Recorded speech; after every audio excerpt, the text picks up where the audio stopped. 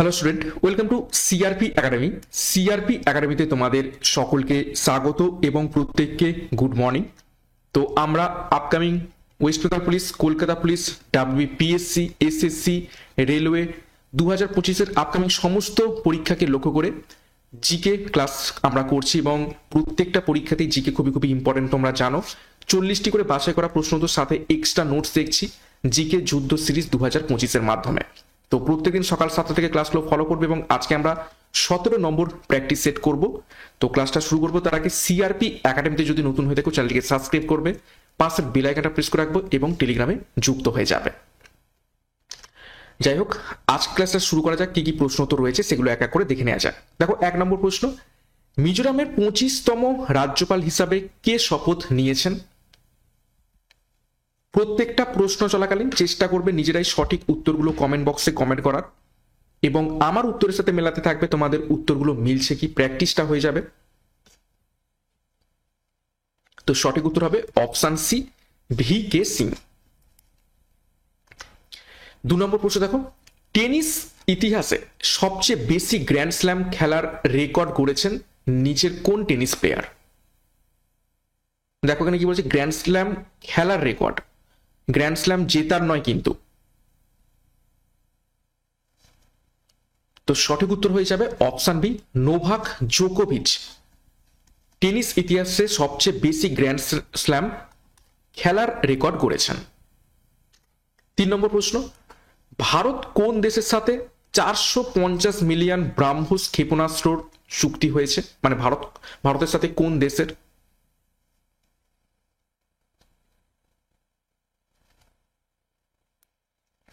তো সঠিক উত্তর হবে অপশন এ, ইন্দোনেশিয়ার। 4 নম্বর প্রশ্ন দেখো, অ্যাথলেটিক্স ফেডারেশন অফ ইন্ডিয়া বা এএফআই অ্যাথলেটস কমিশনারের চেয়ারপারসন কাকে মনোনীত করা হয়েছে?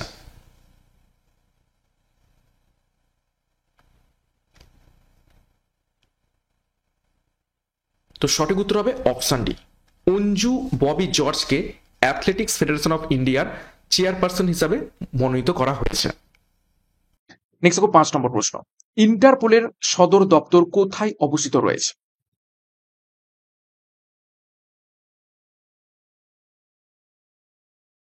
নিচের কোন শহরে ইন্টারপোলের সদর দপ্তর অবস্থিত রয়েছে? সঠিক উত্তর হবে অপশন ডি, লিওতে। এটা কোথায় অবস্থিত? ফ্রান্সের গুরুত্বপূর্ণ একটি শহর, সেটা হচ্ছে লিও।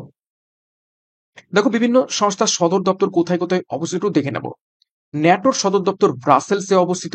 ব্রাসেলস কোথায়? বেলজিয়ামে অবস্থিত রয়েছে। ওপেকের সদর দপ্তর ভিয়েনাতে অবস্থিত। আইএলও বা ইন্টারন্যাশনাল লেবার অর্গানাইজেশন, তার সদর দপ্তর অবস্থিত রয়েছে জেনেভাতে। ইউনেস্কো সদর দপ্তর অবস্থিত রয়েছে প্যারিসে। ইউনিসেফের সদর দপ্তর নিউ ইয়র্কে। রেড ক্রসের সদর দপ্তর জেনেভা শহরে। আন্তর্জাতিক যে আদালত, তার সদর দপ্তর রয়েছে হেগ শহরে। হেগ কোথায় অবস্থিত? নেদারল্যান্ডে। 6 নম্বর প্রশ্ন, নিম্নলিখিত কোনটি হাইড্রোজেনের আইসোটোপ নয়?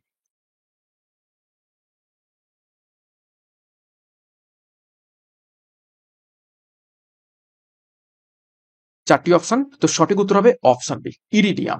ইরিডিয়াম হাইড্রোজেনের আইসোটোপ নয়। হাইড্রোজেনের টোটাল 3টি আইসোটোপ রয়েছে এবং 3টি কি কি? একটা হচ্ছে টিট্রিয়াম, ডিউটোরিয়াম এবং প্রোটিয়াম। প্রোটিয়ামের সংকেত কি? 1H1, যেখানে একটা প্রোটন এবং একটা নিউট্রন থাকে।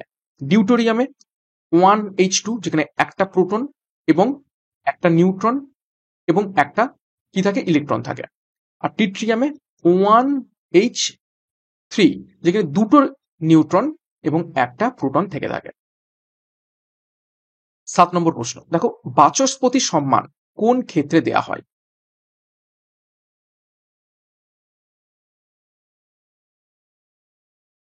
নিচের কোন ক্ষেত্রে বাচস্পতি সম্মান দেওয়া হয়ে থাকে? সঠিক উত্তর হবে অপশন সি, সংস্কৃত সাহিত্যে। দেখো, কিছু পুরস্কার এবং ক্ষেত্র একটু দেখে নেব। অস্কার পুরস্কার দেওয়া হয় চলচ্চিত্রের ওপর।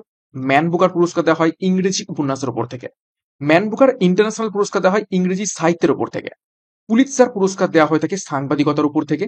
গ্র্যামি পুরস্কার দেওয়া হয়ে থাকে সঙ্গীতের উপর থেকে। কলিঙ্গ পুরস্কার দেওয়া হয় বিজ্ঞানের জনপ্রিয়তার উপর থেকে। এছাড়া দেখো, অ্যাবেল পুরস্কার দেওয়া হয় গণিতের উপর থেকে। বোরলক পুরস্কার দেওয়া হয় কৃষি ও পরিবেশের উন্নয়নের গবেষণার জন্য। জ্ঞানপীঠ পুরস্কার দেওয়া হয়ে থাকে সাহিত্যের উপর থেকে। দাদা সাহেব ফালকে পুরস্কার দেওয়া হয় চলচ্চিত্রের উপর, দ্রোণাচার্য পুরস্কার দেওয়া হয় খেলাধুলায় প্রশিক্ষণের জন্য, অর্জুন পুরস্কার দেওয়া হয় তাকে খেলাধুলার জন্য, এবং খেলরত্ন পুরস্কার দেওয়া হয় খেলাধুলায় বিশেষ অবদানের জন্য। খুবই গুরুত্বপূর্ণ তথ্য। 8 নম্বর প্রশ্ন, আপেক্ষিক রোধের একক হলো নিচের কোনটি?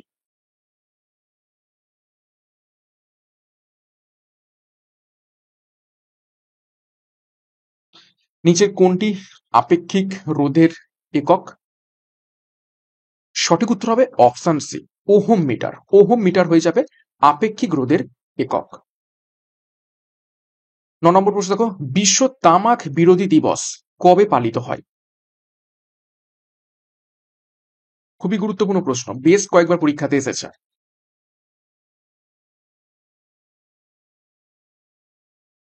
সঠিক উত্তর হবে অপশন এ, 31শে মে। দেখো বিভিন্ন গুরুত্বপূর্ণ দিবস সম্পর্কে একটু তথ্য দেখবো। 22শে মার্চ বিশ্ব জল দিবস, 22শে এপ্রিল বিশ্ব ধরিত্রী দিবস, 22শে মে আন্তর্জাতিক জীব বৈচিত্র্য দিবস, 12ই জুন বিশ্ব শিশু শ্রম প্রতিরোধ দিবস, 28শে জুলাই বিশ্ব হেপাটাইটিস দিবস, 16ই সেপ্টেম্বর আন্তর্জাতিক ওজোন স্তর রক্ষা দিবস। এছাড়া দেখো 24শে অক্টোবর জাতিসংঘ দিবস এবং বিশ্ব তথ্য উন্নয়ন দিবস, 21শে নভেম্বর সেটা হচ্ছে বিশ্ব টেলিভিশন দিবস, এবং 11ই ডিসেম্বর আন্তর্জাতিক পর্বত দিবস। তো এই এক্সট্রা নোটটা খুব ভালোভাবে দেখবে, বিভিন্ন দিবস সম্পর্কে পরীক্ষাতে প্রশ্ন তো এসেই থাকে, তোমরা অলরেডি জানো। 10 নম্বর প্রশ্ন, রাষ্ট্রকূট বংশের প্রতিষ্ঠাতা নিচের কোন সম্রাট?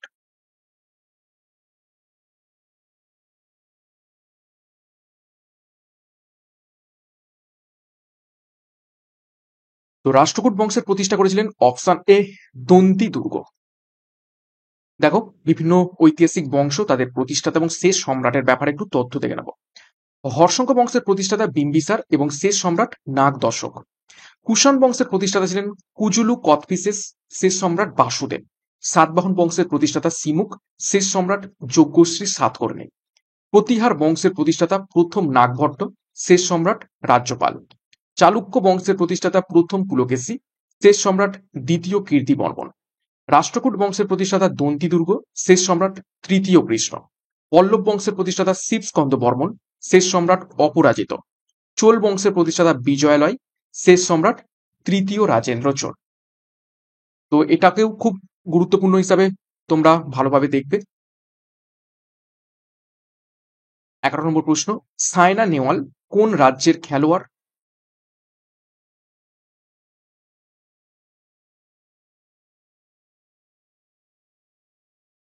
সঠিক উত্তর অপশন এ, হরিয়ানার প্লেয়ার। তিনি ব্যাডমিন্টন খেলার সাথে যুক্ত রয়েছেন। 12 নম্বর প্রশ্ন, কাদম্বরী গ্রন্থের রচয়িতা নিচের কোন ব্যক্তি? খুবই গুরুত্বপূর্ণ প্রশ্ন।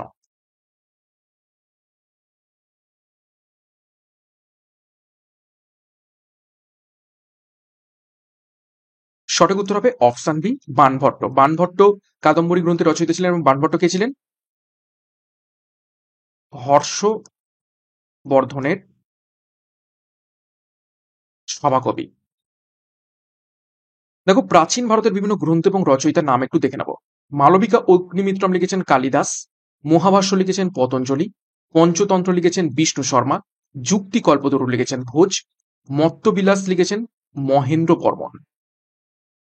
এছাড়া আয়ুর্বেদ দীপিকা লিখেছেন চক্রপাণি দত্ত, মঙ্গল কাব্য লিখেছেন বিজয় গুপ্ত, স্বপ্ন বাসব দত্তা লিখেছেন ভাস, কিরার্তা অর্জুনিয়ম লিখেছেন ভারবী, এবং প্রিয়দর্শিকা লিখেছেন হর্ষবর্ধন নিজে। 13 নম্বর প্রশ্ন, তড়িৎ প্রবাহ মাত্রা যে যন্ত্রের সাহায্যে মাপা হয় সেটি নিচের কোন যন্ত্র?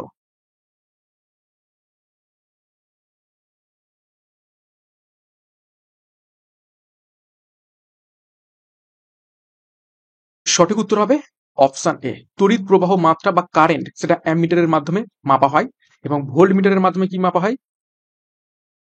বিভব প্রভেদ। ওকে। এবং দেখো এই যে অ্যানিমোমিটার, এটা বায়ুর গতিকে বেগ মাপতে ব্যবহৃত হয়। দেখো বিভিন্ন গুরুত্বপূর্ণ পরিমাপক যন্ত্রসমূহের একটু তথ্য দেখে নেবো। ভর মাপা হয় সাধারণ তুলা যন্ত্রের সাহায্যে, ভার মাপা হয় স্প্রিং তুলা যন্ত্রের সাহায্যে, পাতের বেদ মাপা হয় স্লাইড ক্যালিপার্সের সাথে, সূক্ষ্ম দৈর্ঘ্য মাপা হয় ভার্নিয়ার স্কেলের মাধ্যমে, শব্দের প্রাবল্য মাপা হয় অডিওমিটারের মাধ্যমে। এছাড়া রক্তচাপ মাপা হয় স্পিগমো ম্যানোমিটারের মাধ্যমে, কোষের যে তড়িৎচালক বল সেটি মাপা হয় পোটেনসিওমিটারের মাধ্যমে, তড়িৎ শক্তি সঞ্চয় করা হয় ক্যাপাসিটরের মাধ্যমে, আলোর বর্ণালী বিশ্লেষণ করা হয় থাকে স্পেকট্রোমিটারের মাধ্যমে, সঠিক সময় পরিমাপ করা হয় থাকে ক্রোনোমিটারের মাধ্যমে এবং দুধের যে বিশুদ্ধতা সেটা পরিমাপ করা হয় থাকে ল্যাক্টোমিটারের মাধ্যমে। 14 নম্বর প্রশ্ন, মহাকবি কালিদাস নিম্নলিখিত কোন শাসকের সমসাময়িক ছিলেন? বা বলতে পারো কোন শাসকের রাজ দরবারে তিনি ছিলেন? সরি, রাজ দরবারে বলাটা ভুল হবে। সঠিক উত্তর হবে অপশন বি, দ্বিতীয় চন্দ্রগুপ্ত। দ্বিতীয় চন্দ্রগুপ্তের সমসাময়িক ছিলেন মহাকবি কালিদাস। 15 নম্বর প্রশ্ন দেখো, যে মহিলা ফুটবলার প্রথম অর্জুন পুরস্কার পান তিনি নিচের কোন প্লেয়ার?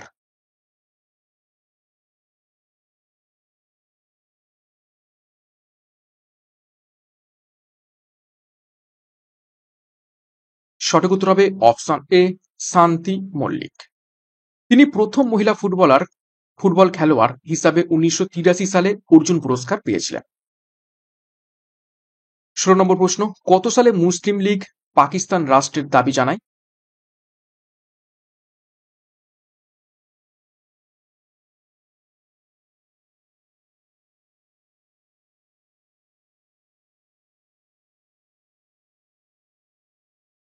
সঠিক উত্তর হবে অপশন এ, 1940 খ্রিস্টাব্দে মুসলিম লীগ পাকিস্তান রাষ্ট্রের দাবি জানায়।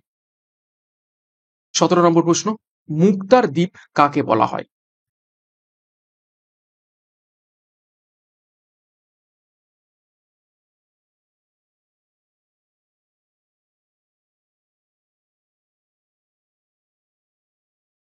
সঠিক উত্তর হবে অপশন বি, বাহারেইনকে মুক্তার দ্বীপ বলা হয়ে থাকে।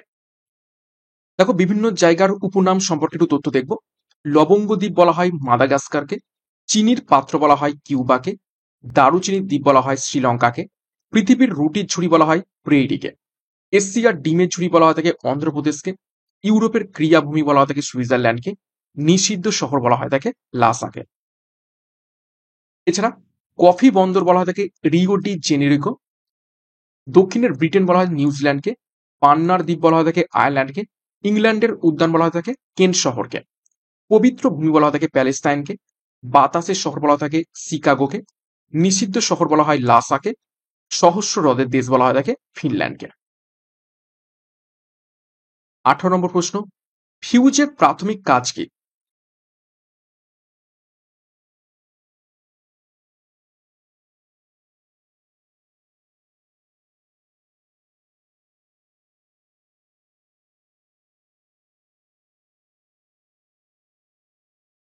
সঠিক উত্তর হবে অপশন ডি, উচ্চ তড়িৎ প্রবাহে বাধা দান করা হয়ে যাবে ফিউজের প্রাথমিক কাজ। 19 নম্বর প্রশ্ন, সুমিত্রা দেবী কোন সাহিত্যিকের ছদ্মনাম?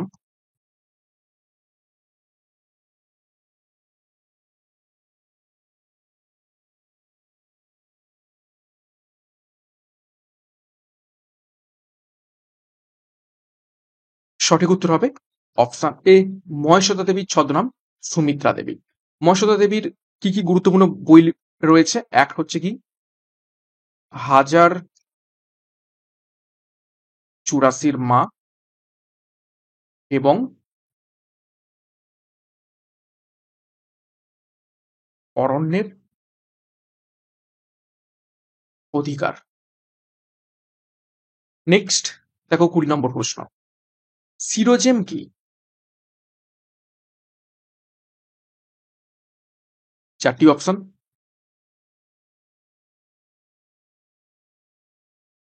সঠিক উত্তর হবে অপশন এ, মরু অঞ্চলের মাটির অপর নাম হচ্ছে সিরোজেম। কৃষ্ণ মৃত্তিকার অপর নাম কি? রেগুর মৃত্তিকা। ওকে। 21 নম্বর প্রশ্ন, নিম্নলিখিত কোন পাহাড় পূর্বঘাট এবং পশ্চিমঘাট পর্বতমালার সংযোগস্থলে অবস্থিত রয়েছে? ঘুরিয়ে প্রশ্ন আসতে পারে যে পূর্বঘাট এবং পশ্চিমঘাট পর্বতমালা কোন স্থানে এসে মিলিত হয়েছে? সঠিক উত্তর হবে অপশন এ নীলগিরি পাহাড়ে। দেখো, নীলগিরি পাহাড় ভারতের দক্ষিণাঞ্চলে অবস্থিত রয়েছে। নীলগিরি পর্বতমালার কিছু অংশ তামিলনাড়ু, কর্ণাটক এবং কেরালাতেও রয়েছে। সর্বোচ্চ চূড়াটি হলো দোদা বেতা, যার উচ্চতা প্রায় 2637 মিটার। 22 নম্বর প্রশ্ন, ভারতের কোন রাজ্যের তটরেখা বৃহত্তম? খুবই গুরুত্বপূর্ণ প্রশ্ন।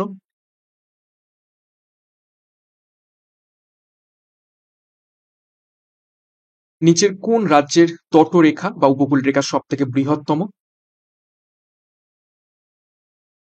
সঠিক উত্তর হবে অপশন এ গুজরাট। আর অন্ধ্রপ্রদেশ এটা হচ্ছে দ্বিতীয় বৃহত্তম বা দীর্ঘতম বলতে পারো। ঠিক আছে। আচ্ছা, ভারতের এখান থেকে গুরুত্বপূর্ণ তথ্য দেখো, ভারতের মোট তটরেখা সেটা হয়ে যাবে কি কত? 7516.6 কিলোমিটার, এইরকম কিছু।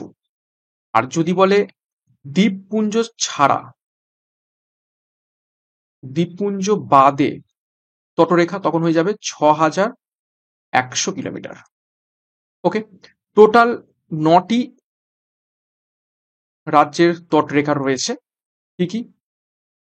গুজরাট, তারপরে গোয়া, মহারাষ্ট্র, কর্ণাটকা, কেরালা।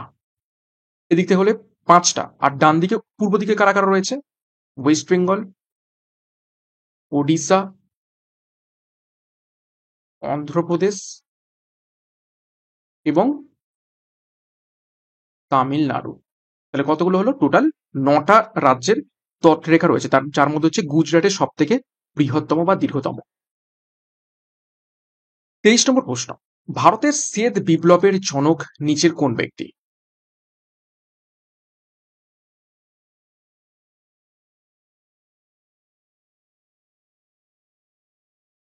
সঠিক উত্তর হবে অপশনে ডক্টর ভার্গিস কুরিয়েন ভারতের শ্বেত বিপ্লবের জনক। দেখো, বিভিন্ন বিপ্লবের জনক সম্পর্কিত তথ্য দেখবো। সবুজ বিপ্লবের জনক এম এস স্বামীনাথন, ধান এবং গমের সাথে সম্পর্কিত। নীল বিপ্লবের জনক অরুণ কৃষ্ণন, মৎস্য উৎপাদনের সাথে সম্পর্কিত। শ্বেত বিপ্লবের জনক ভার্গিস কুরিয়েন, দুধ উৎপাদনের সাথে সম্পর্কিত। হলুদ বিপ্লবের জনক সাম পিত্রদা, তৈল বীজের সাথে সম্পর্কিত। লাল বিপ্লবের জনক বিশাল তেওয়ারি, টমেটো এবং মাংস উৎপাদনের সাথে সম্পর্কিত। গোলাপি বিপ্লব দুর্গেশ প্যাটেল, পেঁয়াজ এবং চিংড়ি উৎপাদনের সাথে সম্পর্কিত। সোনালী বিপ্লব নির্বাক তুতেজ, মধু এবং ফল উৎপাদনের সাথে সম্পর্কিত রয়েছেন। 24 নম্বর প্রশ্ন, লোকসভার সদস্য হওয়ার জন্য প্রার্থীর বয়স কমপক্ষে কত বছর হওয়া প্রয়োজন? লোকসভাতে সদস্য হতে গেলে কত বছর নিম্নতম বয়স হতে হবে? সঠিক উত্তর হবে অপশন সি 25 বছর।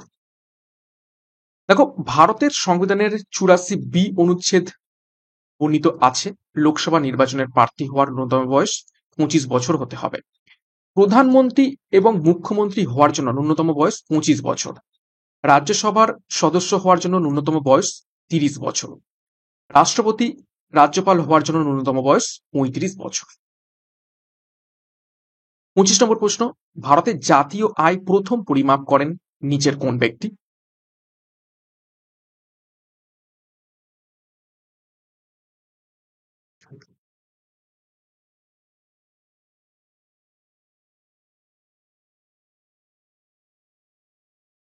সঠিক উত্তর হবে অপশন বি দাদাভাই নওরোজি। তিনি 1886 সালে জাতীয় আয়ের প্রথম খসড়া পেশ করেন। 26 নম্বর প্রশ্ন, কোন গ্রহের পরিক্রমণকাল সর্বাপেক্ষা কম? সব থেকে কম কোন গ্রহের পরিক্রমণকাল?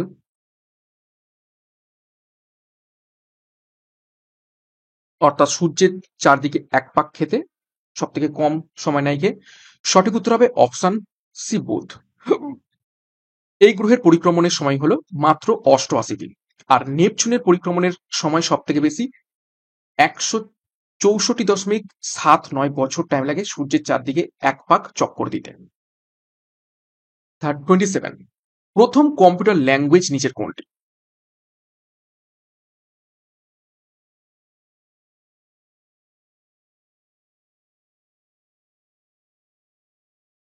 খুবই গুরুত্বপূর্ণ প্রশ্ন, কম্পিউটারের উপর থেকে সঠিক উত্তর হয়ে যাবে অপশানে ফরট্রান।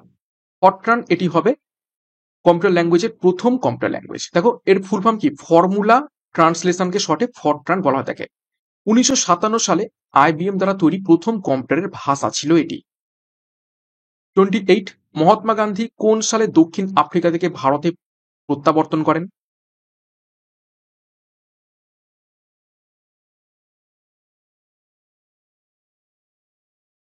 খুবই গুরুত্বপূর্ণ প্রশ্ন। সঠিক উত্তর হবে অপশন এ 1915 খ্রিস্টাব্দ। এবং কত তারিখ? 9 জানুয়ারি। এবং এই দিনটাতেই, ঠিক আছে, যেহেতু 1915 সালে 9 জানুয়ারি আফ্রিকা থেকে মহাত্মা গান্ধী ফিরে এসেছিলেন, এই দিনটাকে স্মরণীয় করে রাখতে কি দিবস পালন করা হয় থাকে? প্রবাসী ভারতীয় দিবস পালন করা হয় থাকে এই দিনটাকে। 29, ফল পাকাতে নিম্নলিখিত মধ্য থেকে কোনটি ব্যবহার করা হয়ে থাকে? স্টার মার্ক করবে প্রশ্নটিকে।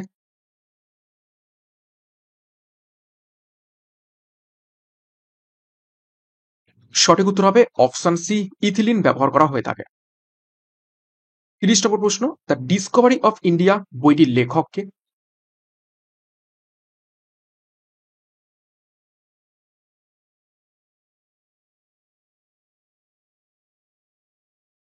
সঠিক উত্তর হবে অপশন বি, জওহরলাল নেহেরু।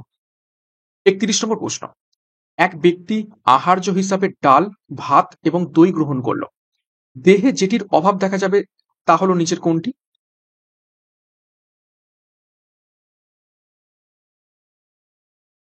ভাত খেয়েছে, ডাল খেয়েছে এবং দই গ্রহণ করেছে, কোনটার অভাব দেখা যাবে দেহে? সঠিক উত্তর হবে অপশন সি, ফ্যাট। ঠিক আছে, ডাল, ভাত এবং দইয়ের মাধ্যমে প্রোটিন পেয়ে যাবে, ভিটামিন পেয়ে যাবে এবং স্টার্চও পেয়ে যাবে, কিন্তু ফ্যাট পাবে না। ফ্যাট কিসে থেকে আসে? মাংস। নেক্সট দেখো 32, সিনচল জাতীয় অভয়ারণ্য কোথায় অবস্থিত রয়েছে? চারটি অপশন, এ, বি, সি এবং ডি। উত্তর করিয়ে দেওয়া রয়েছে, সঠিক উত্তর হবে অপশনে দার্জিলিং অবস্থিত রয়েছে সিনচল জাতীয় অভয়ারণ্যতে। 33, ফেরিক অক্সাইডে লোহার যোজ্যতা কত? ফেরিক অক্সাইডের সংকেত দেখো Fe2O3। তো Fe2O3 অক্সিজেনকে আমরা -2 হিসাবে ধরি, তো তিনটে রয়েছে, তার মানে কি এখানে -6।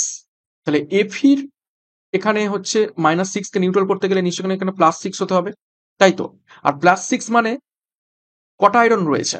দুটো, তাহলে 6 কে আমরা 2 দিয়ে ভাগ করব, তার মানে +3। তো সঠিক উত্তর হয়ে যাবে অপশনে ফেরিক অক্সাইডে লোহার যোজ্যতা +3। 34, কোন গভর্নর জেনারেল কলকাতার ফোর্ট উইলিয়াম কলেজ প্রতিষ্ঠা করেন?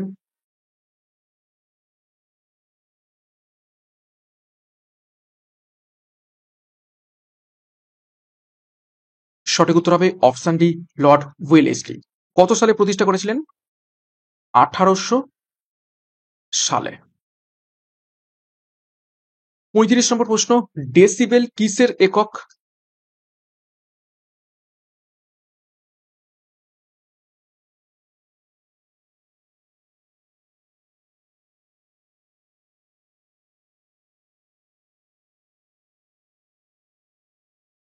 সঠিক উত্তর হবে অপশনে শব্দের তীব্রতার একক ডেসিমেল। 36, কোন দিন সূর্যগ্রহণ হয়?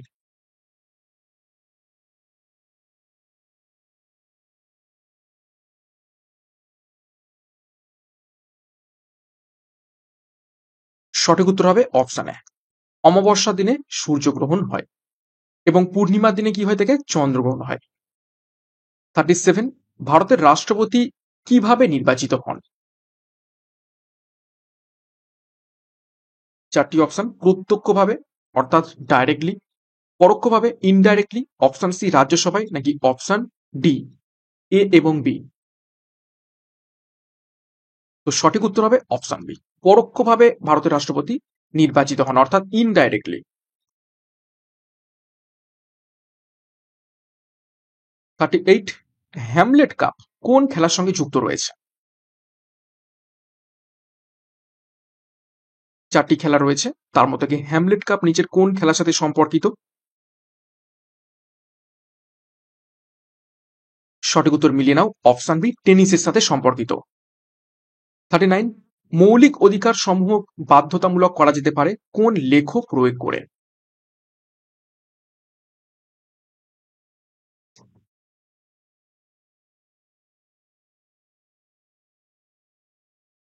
সঠিক উত্তর হবে অপশন ডি, হেবিয়াস কর্পাস। এই মানে লেখ প্রয়োগ করে বা রিট প্রয়োগ করে মৌলিক অধিকার সমূহকে বাধ্যতামূলক করা যেতে পারে। দেখো ডিটেলসে, ভারতের বিচার বিভাগ দ্বারা 5টি জারি করা 5 ধরনের রিট হলো কি কি? 5 ধরনের রিট আমরা দেখতে পাই, এবং সেই 5 ধরনের রিট বা লেখ কি কি? দেখো, প্রথমে রয়েছে হেবিয়াস কর্পাস। এই রিটটি বেআইনভাবে আটক বা কারারুদ্ধ ব্যক্তিকে মুক্তি দিতে ব্যবহৃত হয়ে থাকে। 2 নম্বর দেখো ম্যান্ডামাস। এই রিট একটি সরকারি কর্তৃপক্ষকে তার দায়িত্ব পালনের নির্দেশ দেয়, যা পালন করতে ব্যর্থ হয়েছে। 3 নম্বর দেখো নিষেধাজ্ঞা বা প্রহিবিশন বলা হয় তাকে। এই রিটটি একটি উচ্চ আদালত কর্তৃক নিম্ন আদালত বা ট্রাইব্যুনালে জারি করা হয়, যাতে এটি তার এখতিয়ার অতিক্রম না করে। 4 নম্বর দেখো সার্টিওয়ারি। এই রিটটি একটি নিম্ন আদালতকে একটি বিষয় পর্যালোচনার জন্য এবং ন্যায় বিচার নিশ্চিত করার জন্য একটি উচ্চ আদালতে স্থানান্তর করার আদেশ দেয়। আর 5 নম্বর দেখো কুয়া ওয়ারান্ত। এই রিটটি একটি পাবলিক অফিসে একজন সরকারি ব্যক্তির দাবির বৈধতা চ্যালেঞ্জ করতে ব্যবহৃত হয়ে থাকে। তো এই 5 ধরনের রিট রয়েছে আমাদের বিচার ব্যবস্থায়। 40 নম্বর প্রশ্ন এবং আজকের ক্লাসের শেষ প্রশ্ন দেখো, কোন রোগকে হোয়াইট প্লেগ বলা হয়ে থাকে?